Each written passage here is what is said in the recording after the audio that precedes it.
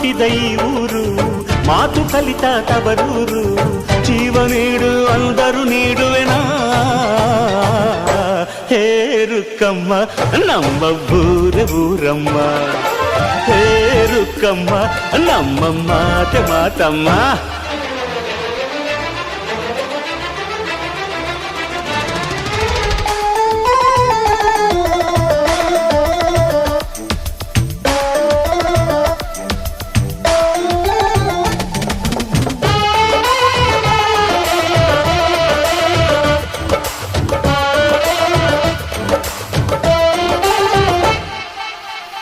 ಇಲ್ಲಿರೋ ಸೌಭಾಗ್ಯ ಎಲ್ಲೂ ಇಲ್ಲ, ಈಶ್ವರಿ ತಾಯಿ ಇರೋ ಊರೇ ಇದು.